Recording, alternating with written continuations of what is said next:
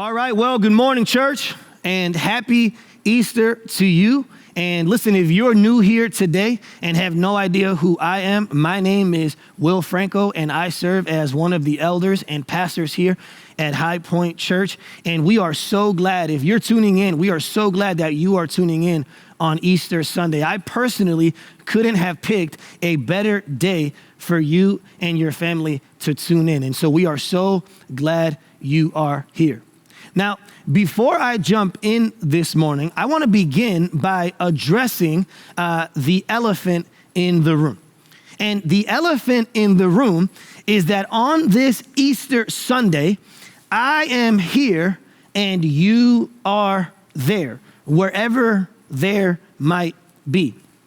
And one of the things that I've seen over the past several weeks as we've been in this quarantine is I've seen different politicians and different news channels, and even on social media, I have seen this phrase, this concept of this Easter is going to be unique because Easter is canceled. On this Easter 2020, Easter is canceled. And what I want to do right here on the front end is I want to clarify something. I want to make something crystal clear.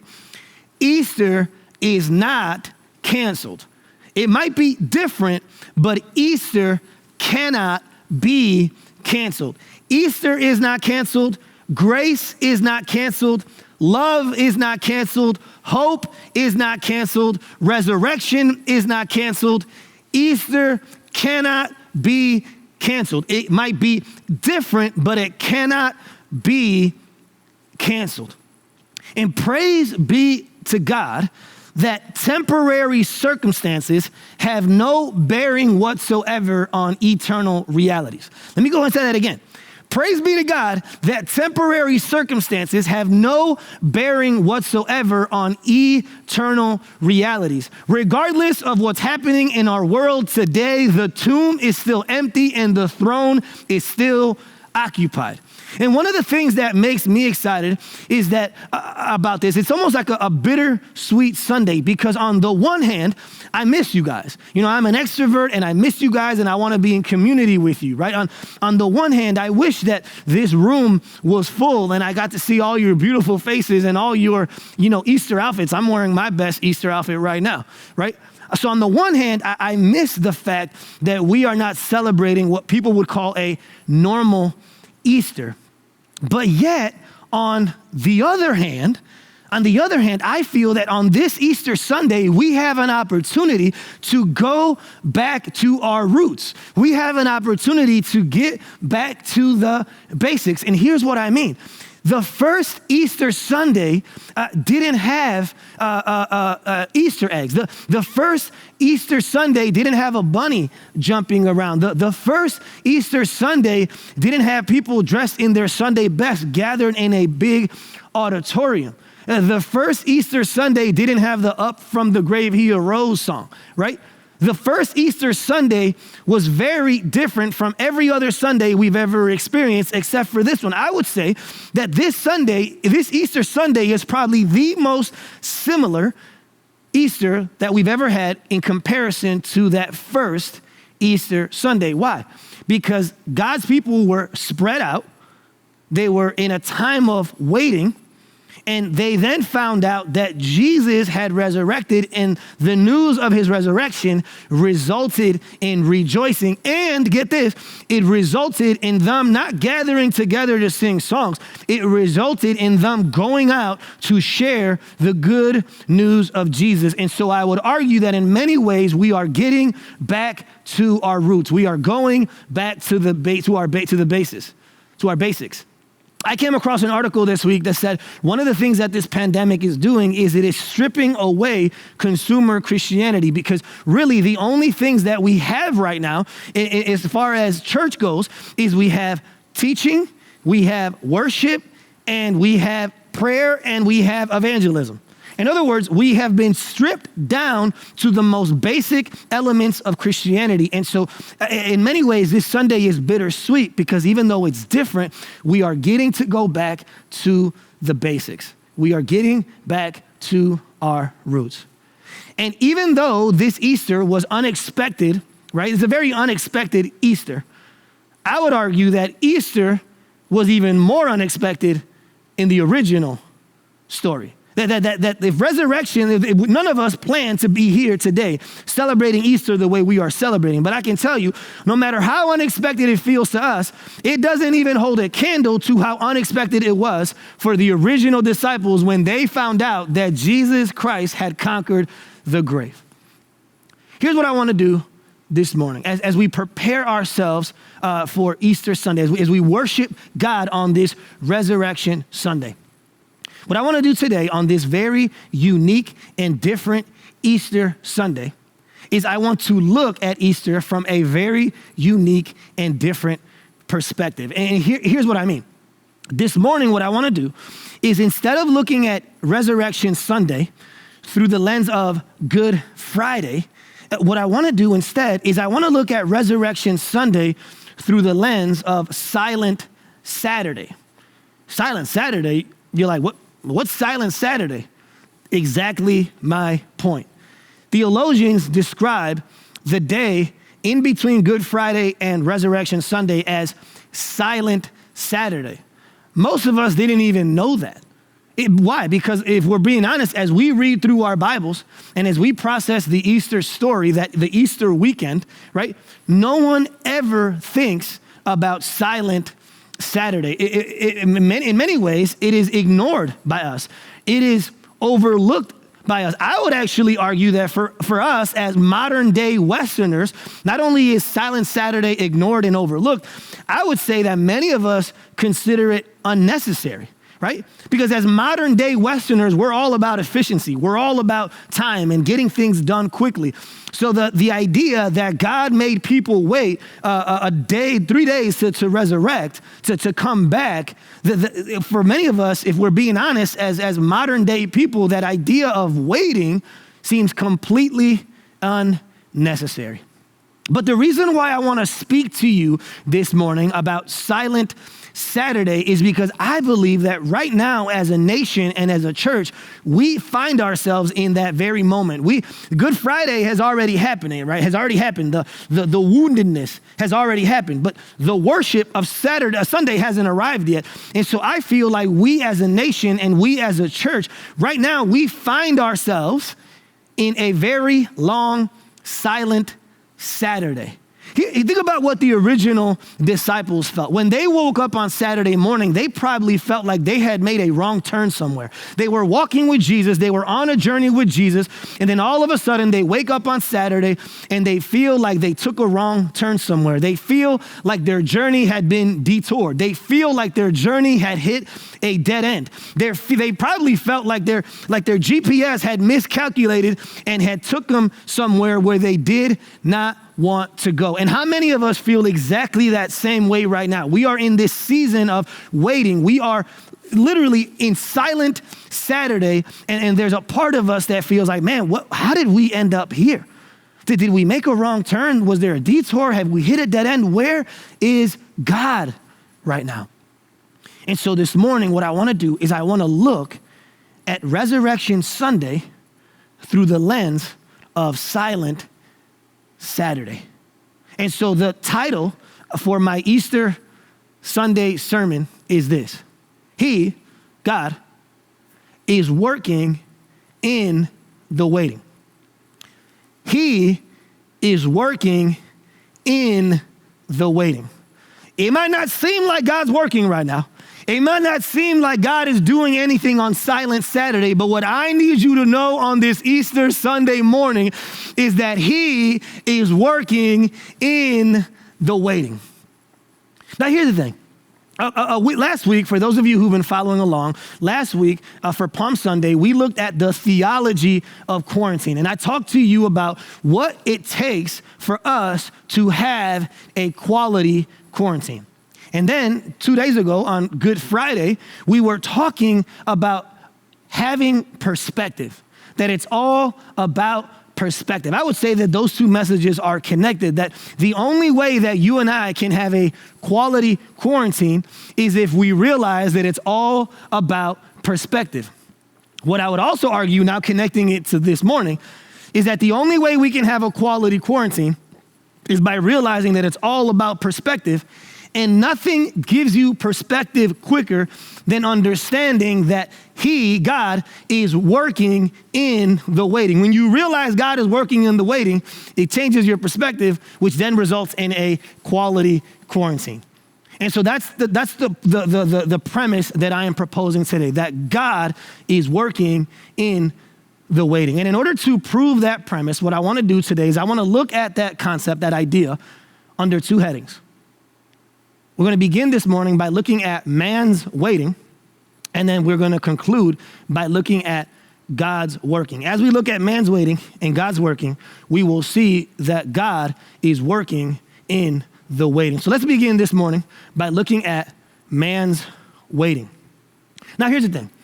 As we jump into Silent Saturday, I would love on this Easter Sunday morning to read to you a passage about how faithful the disciples were on Saturday. I would love, it would be so much easier for me this morning to literally pick up a passage from the Gospels and read to you about all the incredible faith-filled things that the disciples did on Silent Saturday.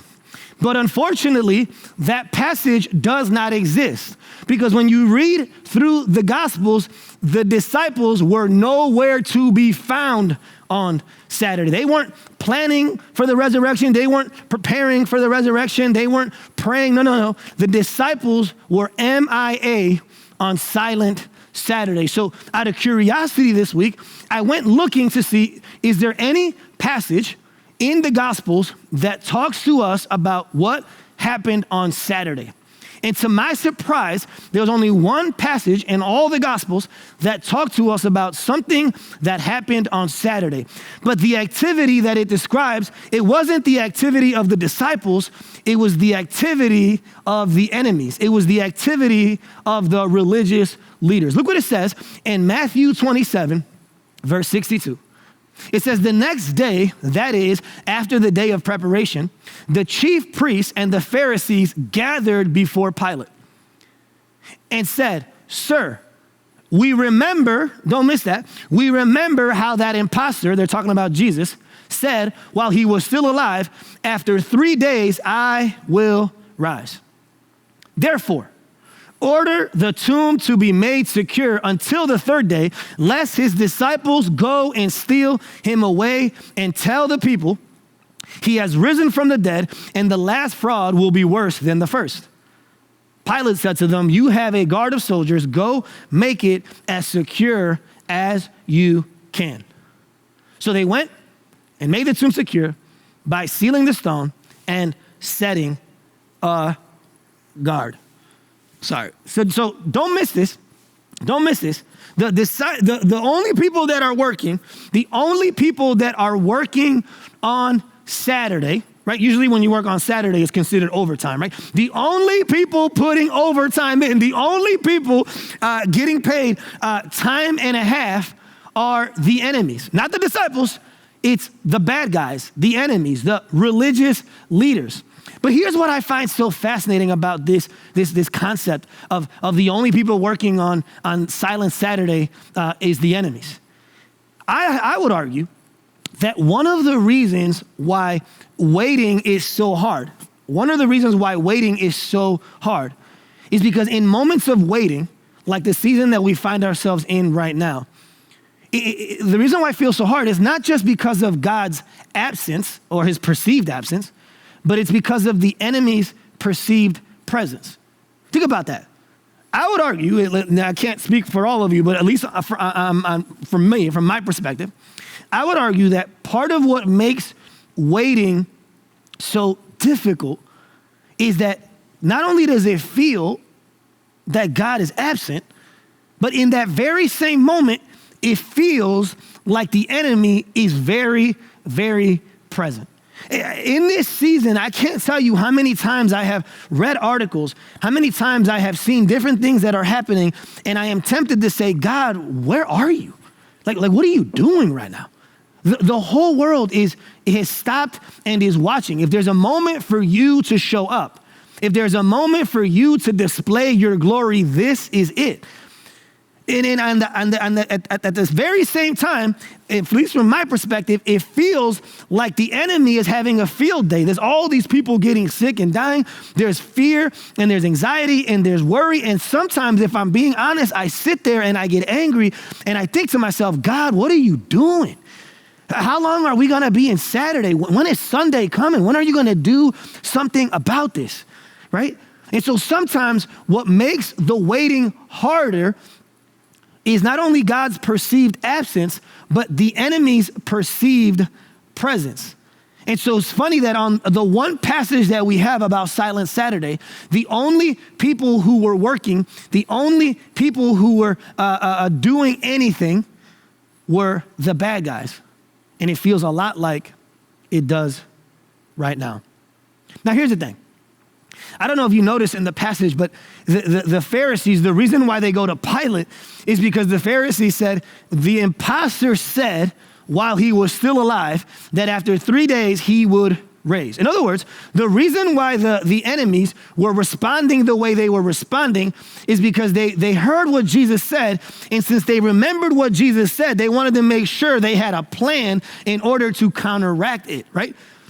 But what's crazy is that what that means then is that the Pharisees had a better theology than the disciples. The Pharisees literally knew Jesus' words better than the disciples. Isn't that crazy? The enemy has a better understanding of God's word than we do. Now, some of you may be saying, well, maybe the reason why the disciples weren't preparing for the resurrection is because Jesus never told them. Maybe the reason why they're responding the way they were responding, let's give them some grace. Maybe the reason why they're responding is because they had no idea that Jesus was going to come back. Well, what if I told you that just in the Gospel of Mark alone, Jesus tells them about his plan and about what's going to happen to him 3 times. Look what it says in Mark 8, verse 31.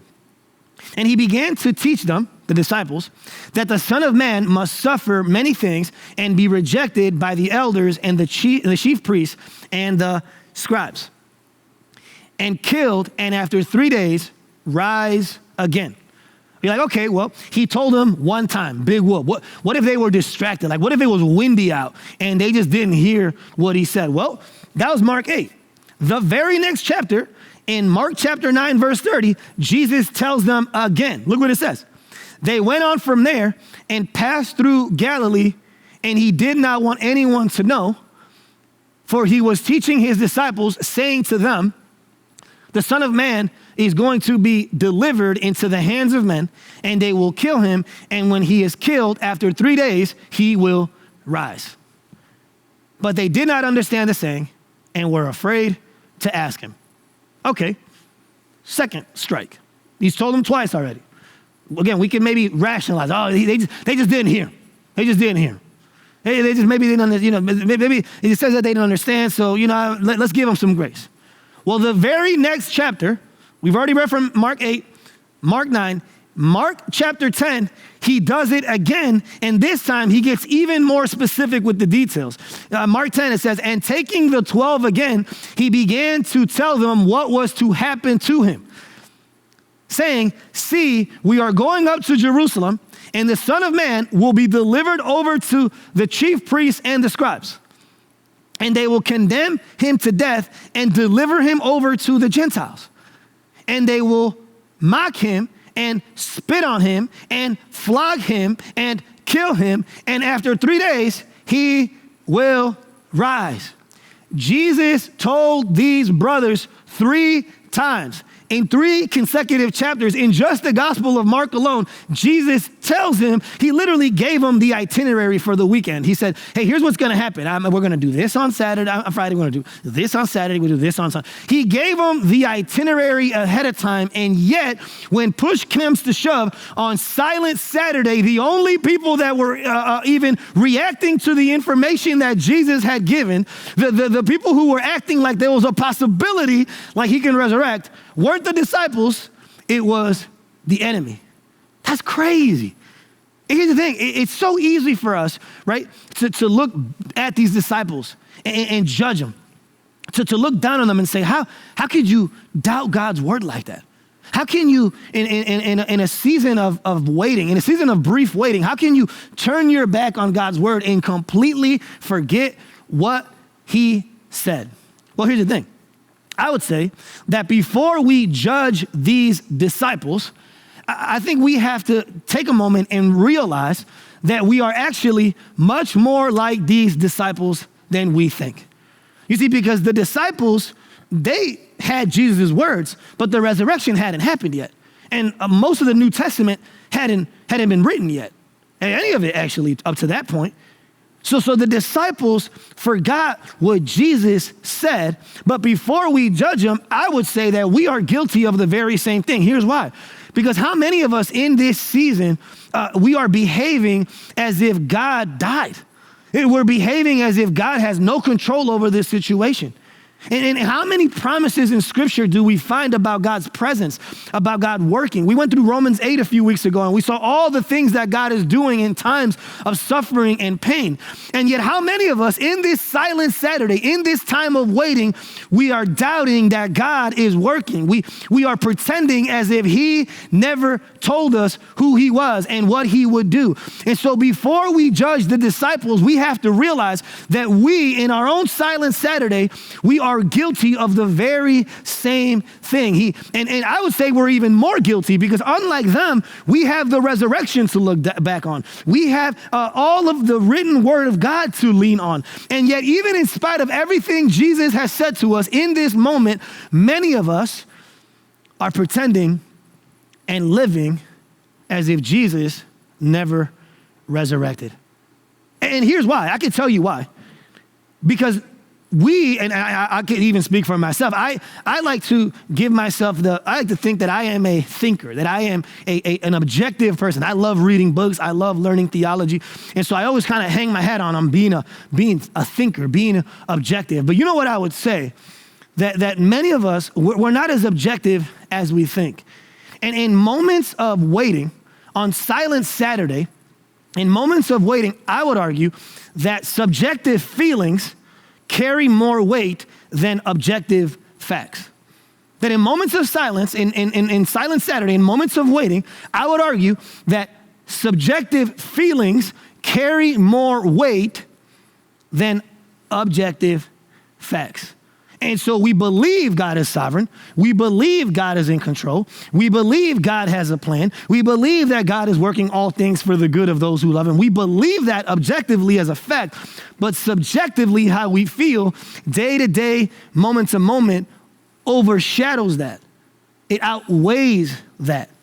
Now let me give you just an idea of what it would have been like for the disciples to wake up on Saturday morning, right? One of the things that's hard about this cycle, and I'll talk to you a little bit more about that cycle here in a second, but you have Friday, you have Sunday. So you have Friday, you have Saturday, you have Sunday. So on Friday, you are wounded. On Saturday, you are waiting. And then on Sunday, you are worshiping. So woundedness, waiting, and worship, okay? That's the cycle that we see. But if we're being honest, one of the things that makes Saturday so hard is that we're stuck in between these two extremes. You're stuck between death and life. You're stuck between confusion and clarity. You're stuck between being a victim and being a victor. And so in that moment, it's a hard season to navigate. And so that's why I brought up that subjective feelings can carry more weight than objective facts, right? But think about what the disciples felt. They wake up on that Saturday morning, and if you think about it, they probably haven't slept for about 48 hours because Thursday night was when everything started getting crazy, and then Jesus was crucified in Friday morning. So they haven't slept for about 48 hours. And then even after Jesus gets crucified, many of them, we see that in the garden, they run away terrified because they don't want to get arrested by the Roman guards. And so these guys, these disciples, they fall asleep at some point. God knows when they fall asleep on Friday night going into Saturday. They wake up probably late on Saturday. And can you imagine the emotion that they felt? They probably felt like it was all a really bad dream. And then all of a sudden they wake up on Silent Saturday and they realize that it wasn't a dream. It wasn't a nightmare. This actually happened. Jesus is dead. The religious leaders won. And can you imagine the embarrassment? You've been following this guy for 3 years. You've been telling everyone who you know. In those days, the communities weren't that big. You're telling everybody who you know that this is the Messiah. You've left your fishing business. You left tax collecting. You've left all these things and you put all your eggs in this basket. No pun intended on Easter morning, right? You put all your eggs in this basket and then all of a sudden you wake up and he's dead. And not only are you feeling the embarrassment of that, and the shock of that, right? The aftershock of Jesus being dead. But then you think of someone like Peter, for example, the regret, the shame for how you behaved on that day. You feel like, man, you start replaying in your head what you could have done different, what you could have said different. The shame and the guilt and the self-loathing that these guys felt, the numbness of this cannot be true. There's no way that we've ended up where we've ended up. There's just no way. The emotions that these guys were feeling were real emotions.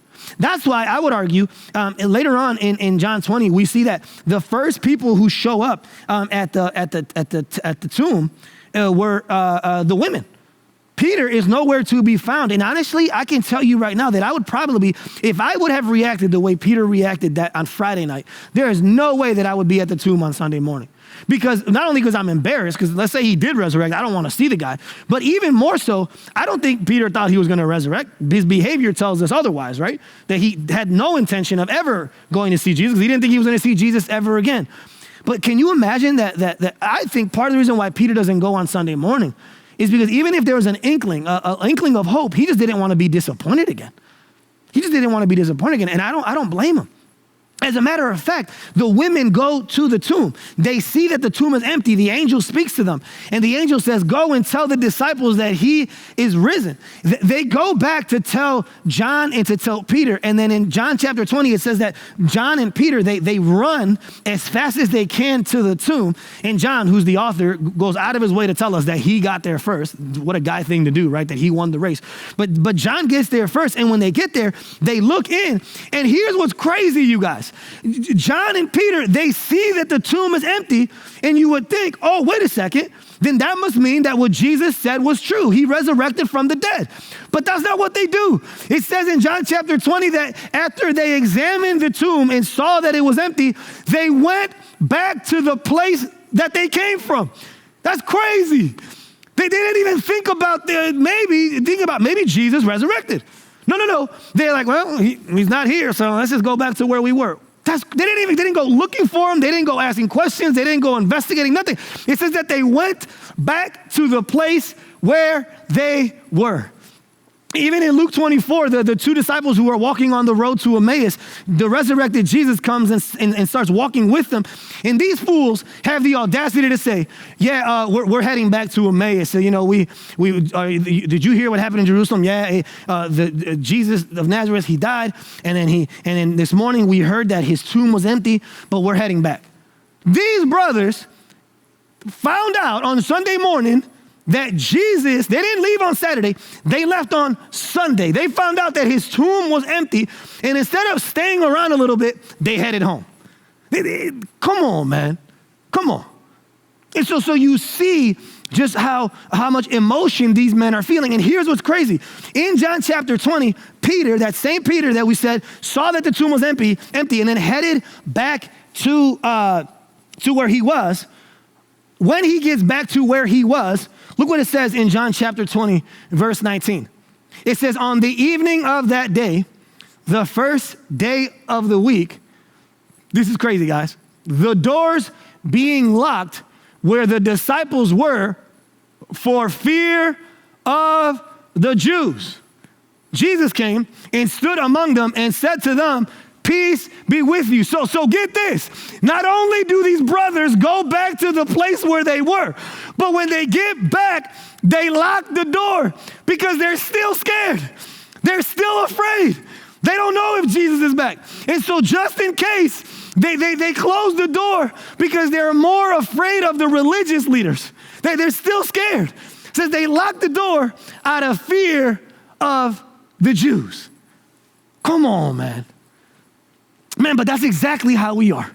That's exactly how we are.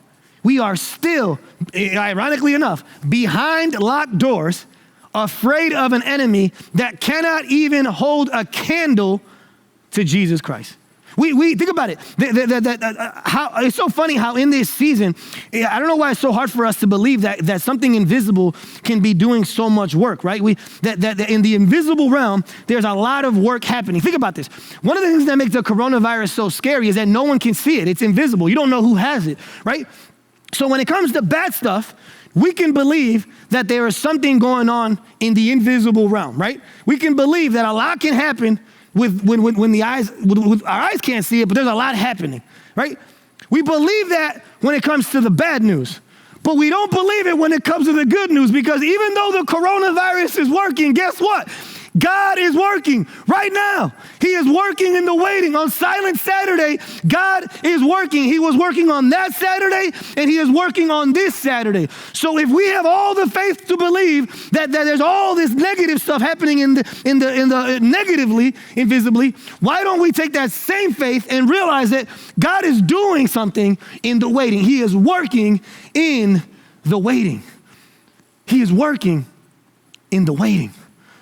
You know, one of the things that I found out this week that I didn't know about this, that all throughout the Bible, God has been working in 3-day cycles.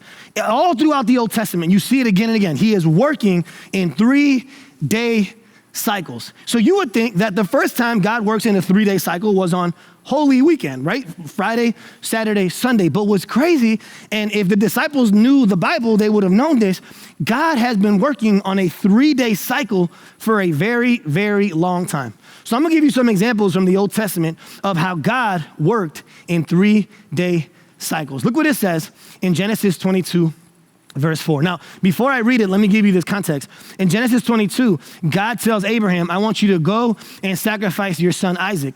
And then as he's getting close to the place, they go up on the mountain, and God provides an animal sacrifice so that his son does not die. It's a picture of the gospel, that Abraham didn't have to sacrifice his son, but one day the greater Abraham would have to sacrifice the greater Isaac in our place, which is a Good Friday.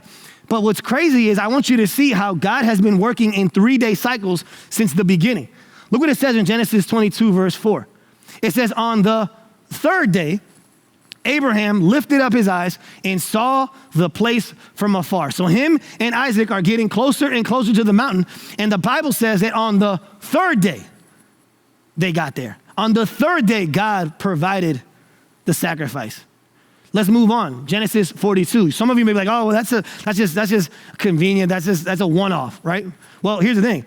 A little bit later in Genesis 42, we find the story of Joseph with his brothers. And in the passage, we discover that Joseph puts them in prison. And look at the day that they get out. It says, and he put them all together in custody for 3 days. And then it says, on the third day, Joseph said to them, do this and you will live, for I fear God. So we saw it in Genesis 22. We saw it in Genesis 42, God working on the third day. And then look at the next passage. Exodus 19. Now in Exodus 19, God is about to give his law to the people of Israel. Genesis 20 is where we get the 10 Commandments. But in Exodus 20 is when we get the 10 Commandments. Exodus 19 is where God is preparing them for the receiving of the 10 Commandments. And he tells the people, I need you to get prepared, because since you are so sinful and wicked, I need you to consecrate yourselves and prepare yourself for the giving of the law. It says, Exodus 19, verse 16, on the morning of the third day, there was thunders and lightnings and a thick cloud on the mountain and a very loud trumpet blast. So all the people in the camp trembled. They trembled. On the third day, God showed up. Look at the next passage.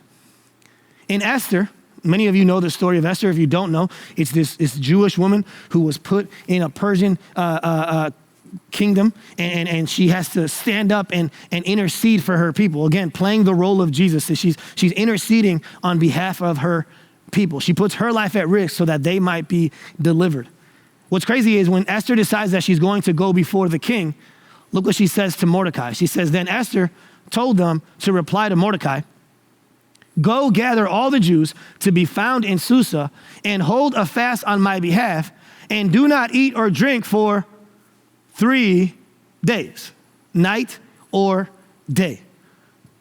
And then in Esther chapter 5, verse 1, literally the very next chapter, it says, on the third day, Esther went to go talk to the king. And it was on the third day, don't miss it, that God gave Esther favor with the king. Look what it says in Jonah. Some of you know the Jonah story, right? Jonah is a reluctant prophet that God has sent to go speak to the people of Nineveh. He doesn't want to do it. He tries to run away. And so he gets thrown off a boat and he is swallowed by a giant fish. Here's what it says. And the Lord appointed a great fish to swallow up Jonah. And Jonah was in the belly of the fish 3 days and 3 nights. You know what's crazy about the Jonah story is that Jesus Christ is the greater Jonah, because we see in the Gospels that the religious leaders want a miracle. The people of the day, they want Jesus to do a miracle. And Jesus says, the only sign I will give this generation is the sign of Jonah. He says the sign of someone going into the belly of a whale and then coming out 3 days later. Jesus is saying, the only sign I'm going to give you is my resurrection, because Jesus Christ is the greater Jonah, who, unlike the original Jonah, who reluctantly went to the place where God was sending him, Jesus willingly went. And he then willingly was put in the belly, not of a whale, but in the belly of the earth. And 3 days later, Jesus Christ resurrected, because Jesus is the greater Jonah. So even there in Jonah, we see a 3-day cycle. Come on, church. But it's not done. Look what it says in Hosea. And Hosea is this prophet that God is speaking to. And look what Hosea says to the Israelites. He says, come, let us return to the Lord, for he has torn us that he may heal us. He has struck us down and he will bind us up. And then check this out. After 2 days, he will revive us. And on the third day, he will raise us up, that we may live before him. Listen, Hosea is prophesying to the people of Israel, and he is saying, you're Israel, you're the people of God, you are the son of God in the Old Testament. And God, in 2 days, he will revive us. On the third day, he will raise us. But what's crazy is that we know in the New Testament that the greater Israel is Jesus Christ, because like Israel, he goes to the wilderness, not for 40 years, but for 40 days, and he passed all the tests that they failed in the wilderness. Jesus Christ comes out of that test being the faithful and only true Son of God, the greater Israel. And what's beautiful is that he then fulfills this prophecy, because on the third day, God raised him up. God has been in this 3-day cycle for a long time, y'all, for a very long time. He is in the 3-day cycle business. There's trouble on the first day. There's triumph on the third day. And then in the middle day, right, there's trouble on Friday. There is triumph on Sunday. And then what we have in Saturday is time. Just a lot of time. Trouble, time, triumph. And on that third day, what we see through these passages is that on the third day, God provides some sort of redemption, some sort of rescue, some sort of revelation, and in light of Easter, some sort of resurrection. God has been in the 3-day business for a very long time. The hard thing, if we're being honest, is that when we are in Saturday, sometimes we don't know that we're in a Saturday until Sunday shows up. But here's the thing, the reason why we know that God is going to eventually show up is because God already showed up. Not just in the Old Testament, but even more importantly, on Easter Sunday. See, what a lot of us do in times of waiting is the way we respond is we don't know what to do with waiting. We don't have a proper theology on Saturday. So what we do, some people, what they do is they deny it. When in times of waiting, they're in denial. And then other people, what they do is they despair. So you have some people who deny the whole thing, and then you have some people who are in despair the whole time.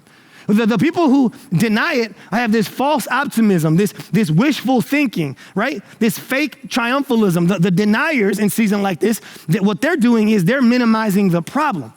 But then on the other side, you have the people who are in despair and they're freaking out and they're terrified and they're scared. And what they're doing is they're not denying the problem. They're not minimizing the problem. The people who despair, what they're doing is they're minimizing the solution. So you have people who deny it, you have people who despair, but what we should be doing is we should be depending on God. It's not denial or despair. The biblical response is dependence, relying on God every step of the way. You know, one of the things that I said last week, I think, is that cliches just don't work in seasons like this. And one of the cliches that really bothers me is the cliche of, hey, God is, he's never late. God is never late, but he is always on time. God is never late, but he is always on time. Yeah, I don't know if I agree with that. I could tell you what, God is never early. That's true. But never late, I guess it's all about perspective, right? He's never late. I don't know. I know that Israel were the original people of God. But sometimes, in times of waiting, I'm convinced that God might be Puerto Rican, all right? I'm Puerto Rican, and I know what a Puerto Rican party is like. Everyone shows up an hour and a half late. Now, when they get there, the party's popping, okay? Don't get it twisted. But they just take a little bit to get there. I'm convinced that whole phrase of God's never late, but he's always on time. Yeah, I don't know. I don't know if I can salute that one, okay? I'm convinced God's Puerto Rican. He's going to take a while to get there. Remember, when he gets there, the party's popping, all right? And so just remember that next time you feel like God's taking too long. Here's what's beautiful, though, guys. Here's what's beautiful, though. In this season where the stock market has taken such a hit, right? The stock market has taken such a hit. There's all these stocks that are going down in value because there's this time of uncertainty. Listen, the only stock that hasn't gone down, well, let me not be over, I think Zoom is getting a lot of money right now, okay? Outside of Zoom, the only stock that has gone, and maybe hand sanitizer, outside of Zoom and hand sanitizer and toilet paper, the only stock that hasn't taken a hit in this market, in this season, is the stock of the gospel. The gospel, the stock keeps going up and up and up. Why? Because people are realizing that there's no hope in this earth. We have to look outside of it, and that hope is found in Jesus. The stock of the gospel is skyrocketing. As a matter of fact, I did a Google search last night, and I found out that prayer, the word prayer, is being searched on Google way more than it's ever have in the past. Way more. We found out the other day that Church Online, which is the platform that we use to stream our services, they sent out a report that more than ever, historical number of people are putting their faith in Jesus. Why? Why is this the gospel stock going up? Why are people Googling prayer? Why are people coming to know Jesus? Because God is working in the waiting. He is working in the waiting. It might seem like nothing is happening on Saturday, but what I need you to know is that the gospel stock continues to go up because God is working in the waiting. And just because we can't figure out a reason for all this doesn't mean that there isn't a reason for all this. God has a reason, and God is working in the waiting. So that is man's waiting. The second thing I want you to see this morning is I want you to see God's working. We've seen man's waiting, and now I want you to see God's working. God's working. In other words, we've seen this silent Saturday through man's perspective, and what I want to do with the rest of our time is I want to look at it from God's perspective. Because here's the thing, as we already saw in Matthew 27, there wasn't a lot going on physically in the world on Saturday, right? In the physical realm, there wasn't a lot going on. But just because there wasn't a lot going on physically on Silent Saturday, it doesn't mean that there wasn't a lot going on spiritually on Silent Saturday. Everyone knows God worked on Good Friday, and everybody knows that God was working on Sunday. But what if I told you that God was working on Silent Saturday? Spiritually, there was a lot going on in the spiritual realm. And some of you be like, hey, I know that he was working before that and after that. No. I want you to know that God was working in the waiting. On Silent Saturday, God was doing work.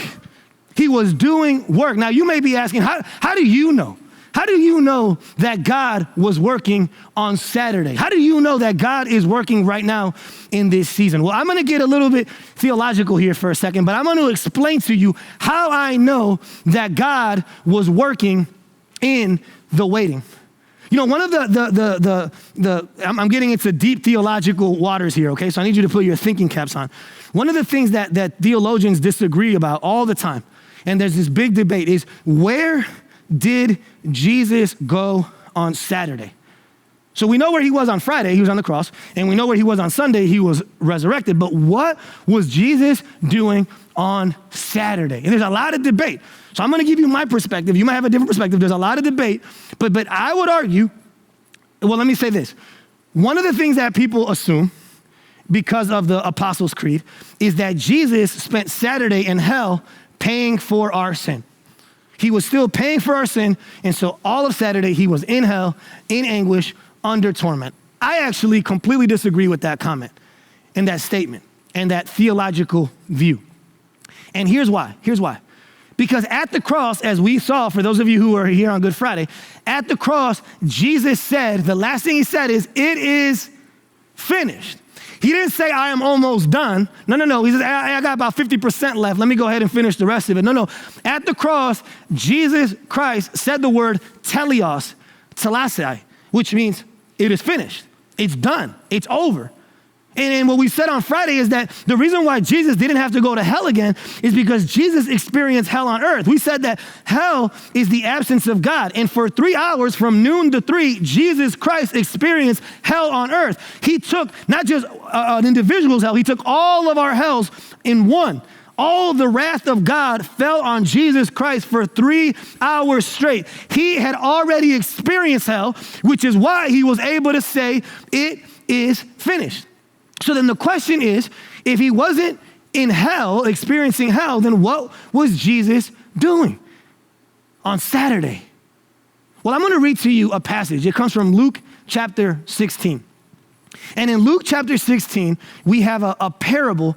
And in this parable, Jesus Christ is he's telling a story about a poor man named Lazarus and a rich man, and how the rich man mistreated Lazarus when they were alive. And then he says in the parable that they die. And in this parable, Jesus tells us about what happened to people before he died and resurrected, okay? Look what he says. Look at the language Jesus used. He says, "The poor man died and was carried by the angels to Abraham's side," or some people call it Abraham's bosom. So the poor man died and was carried by the angels to Abraham's side. The rich man also died and was buried. And in Hades, being in torment, he lifted up his eyes and saw Abraham far and Lazarus at his side. So get this. Here's what Jesus is saying, and this is what scholars say. Before Jesus showed up, before Jesus died and resurrected, there was this holding place called Sheol. And Sheol was a holding place that was divided in two.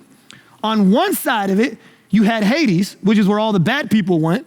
And then on the other side, or the people who didn't believe in God, that's Hades. And then on the other side of it was Abraham's side, or Abraham's bosom, which was where all the righteous believers, Old Testament believers went, okay? So before Jesus died and resurrected, there's a place called Sheol. It's a holding place. You have on the one hand, one side of it is called Hades. The other side of it is called Abraham's side. Apparently, according to this passage, there was a chasm in Sheol between the two sides. But even though there was a chasm, you can see from one side of the chasm to the other side of the chasm, because in the passage it says that the rich man was able to look across the way and he saw both Abraham and Lazarus. That is Sheol, or what Jesus calls paradise at the cross, which then brings me to my next argument. Jesus at the cross, he tells the thief, "Today you will be with me," he says, "in paradise." And what many people assume that what he's saying there is, oh, I know what Jesus is saying. Jesus is saying he's gonna go to heaven. Well, here's why that necessarily doesn't mean that. He doesn't say, "Today you will be with me and the Father." No. He says, "Today you will be with me in paradise." And so it is quite possible that the thief was with Jesus when Jesus went down to Sheol. Now, there's other places in the New Testament that I don't have time to get into now, but Ephesians chapter 4, 1 Peter chapter 3, that talk to us about what happened in that time. And Jesus goes down to Sheol. And again, there's different perspectives on this. And if you want articles on it, email me and I'll send them to you, okay? But Jesus, in light of Ephesians 4, in light of 1 Timothy 3, he goes down to Sheol in order to declare the victory that he had already won. And the thief couldn't be with him because Sheol was another word, paradise was another word for Sheol. Right? Jesus said, so that you'll be with me. So the thief could have been with Jesus as he was doing it. And he goes down to Sheol to declare victory. He goes down to Hades to rip the gates off of Hades. That's what Jesus was doing. That's what he was doing. He was conquering. If everyone thinks that Saturday was an extension of his humiliation. No. I need you to know that Saturday wasn't an extension of his humiliation. Saturday was the beginning of his exaltation.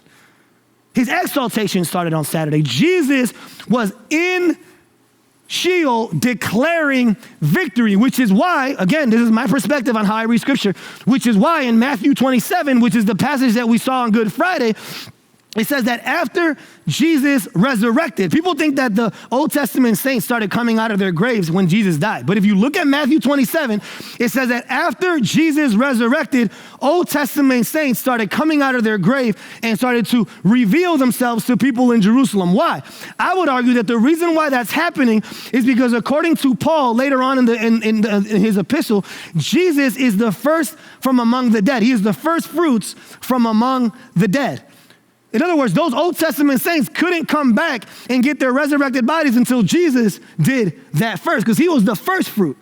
But what I would argue in light of Matthew 27, and many scholars argue this too, is that the reason why people saw Old Testament saints is because since Jesus had already gotten his resurrected body, they were getting their resurrected body, and it was a preview of what Jesus is going to do one day at the end of time. It says, at the end of time, we're all going to meet him in the air, and we're going to get our resurrected bodies. That moment on Resurrection Sunday was a foretaste of what's going to happen one day in eternity.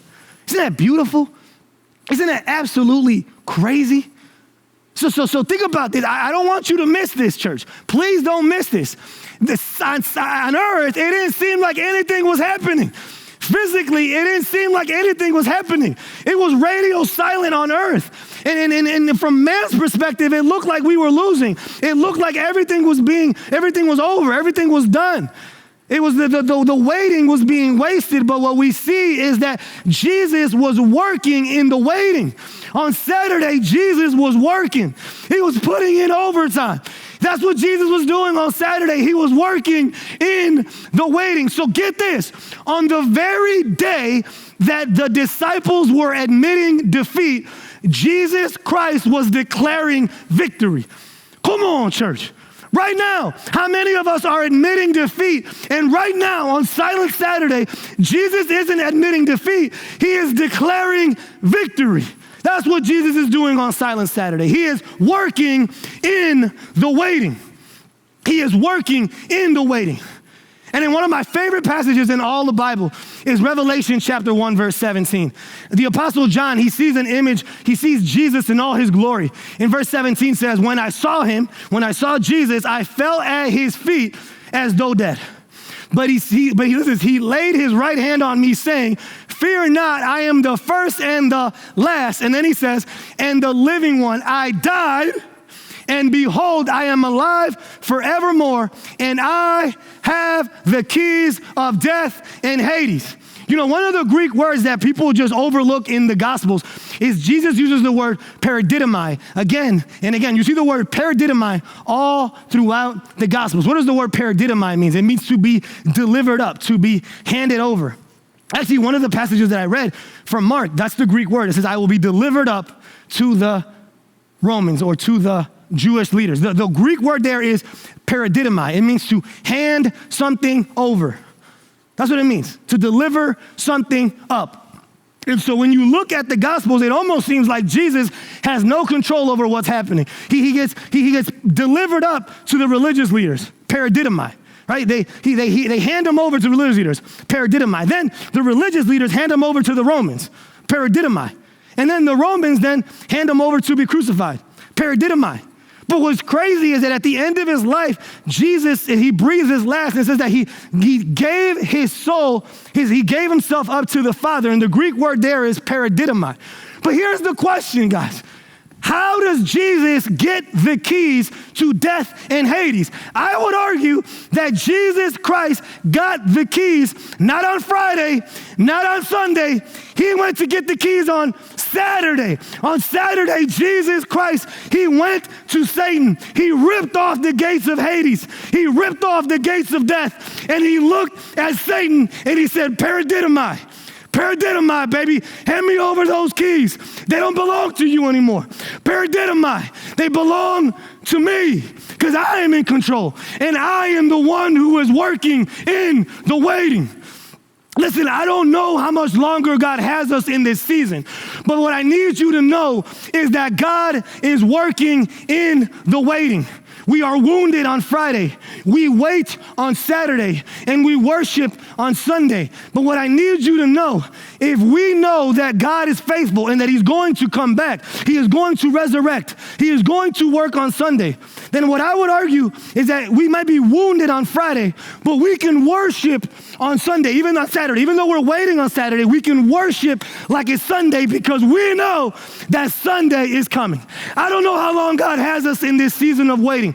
I don't know how long God has us in this silent Saturday, but I can tell you, I know for a fact that Sunday is coming. God will be faithful in this smaller Sunday because he was faithful with the greater Sunday.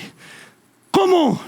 And so if that's true, if we know that resurrection's coming, if we know that God is working, then we can worship him right now. We don't got to worship him on Sunday. We can worship him on Saturday. And if that's true that he is working in the waiting, we can worship him on Monday and on Tuesday and on Wednesday and on Thursday and on Friday. We can worship him right now because he is working in the waiting. God is working in the waiting. I want you today, whoever you are, wherever you are at, whatever's going on in your life, I want you today to look at Saturday through the lens of Sunday. I want you to look at Silent Saturday through the lens of Resurrection Sunday. Why?